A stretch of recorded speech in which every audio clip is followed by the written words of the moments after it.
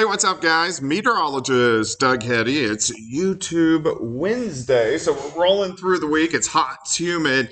Today, again, we hit 100 degrees. This was our third time we've done it this summer. We didn't do it once at all last summer, so it's been pretty hot, pretty humid. Those heat indices were right around 110 degrees. Of course, make sure you like and subscribe. We do everything on YouTube now, so we're going to go through the heat here and see when we're going to get some relief. We'll look a little bit long range as well. All right, excessive heat warnings continue once again for us tomorrow. You can see on the Kansas, the Missouri side, Oklahoma and Arkansas are under heat advisories, but the National Weather Service for both of those states, they kind of re-up them during the morning hours, so that's why these have disappeared as of right now. But if we go ahead and we kind of look around, let's see, let's skip ahead here. Still hot outside. Heat index still way up there.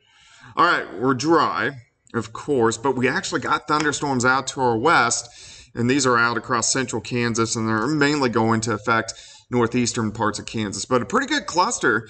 A couple severe thunderstorm warnings. So this is central Kansas down through the panhandles of Oklahoma and Texas. Any severe weather has mainly been eastern parts of Colorado. You can see the orange box. That's a severe thunderstorm watch. And then if we pause it here at the end, you can see the yellow circles. Those are severe thunderstorm warnings. None of that is going to head in our direction, but you can see a couple little guys trying to pop up in our northern county. So we'll zoom in. This is near Burlington, over toward Garnett, Eureka, Yates Center, Iola, Fort Scott, Nevada, El Dorado Springs, Stockton, Butler, Rich Hill, up to Harrisonville, Kansas City. You guys will all get scattered thunderstorms tonight into tomorrow morning. Most of the four-state area is going to stay dry, but we are going to get some rain chances in the forecast, which is going to be good. So here's the problem. Okay, so let's look west. We got this big dome of high pressure. Let me move this guy. So right on top of us. High pressure in summer means heat and humidity. You got clockwise flow around it, so all the storms they kind of rotate into the northern plains, into the eastern parts of the U.S. So out west, all this through the Rockies, this is all monsoonal moisture. This is very typical for them. This is their rainy season. But we are getting some waves at least a little bit closer to us as this high pressure breaks down a little bit. So that's going to be at least a little bit of good news as we head into the weekend. Let's go through the night. Temperatures drop back through the 80s. Watch the storms. They kind of skirt just right around us. They affect our northern counties into tomorrow morning, mainly up toward Kansas City. So Topeka, Lawrence, Kansas City, St. Joe, Chillicothe, Macon, Kurtzville. Those are going to be the areas that pick up scattered showers and thunderstorms tonight. Southwest Missouri, Kansas, Northeast Oklahoma, Northwest Arkansas. We all stay mainly dry.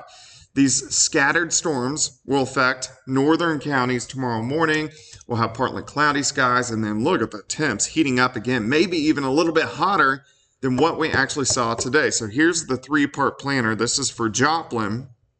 79 to start, 97 by noon, and a high temp of 103 once again. So it gets way up there.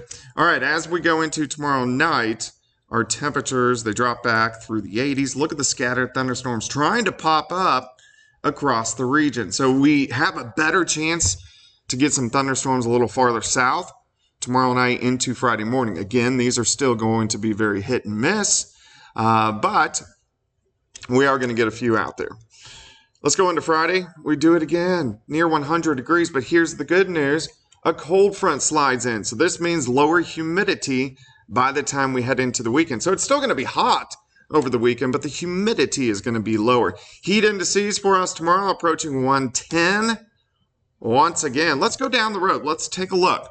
All right, Saturday, it looks like highs probably lower 90s, and the humidity is going to be better, which is great news. Sunday, we start to heat things back up a little bit, back into the mid-90s. Monday, I think we'll go above 100 degrees once again, but then we get another cold front next Tuesday. So with this front, we'll get scattered showers and thunderstorms again. What this is going to do for us when this moves through Tuesday night into Wednesday, this is going to be very beneficial for the second half of the work week next week. I think Wednesday, Thursday, Friday, Saturday, mainly highs in the upper 80s to lower 90s. So we get back to kind of where we should be for this time of the year, the second half of next week. You can see this is Thursday. We're into lower 90s. So here's the 7-day forecast, kind of up and down on the temperatures. But when we look at the pattern, so the heady pattern, it is ending now. It is morphing into the new pattern. So I'm very anxious to see what August looks like, because if we see this in August, that's not a good sign for next summer and, of course, August.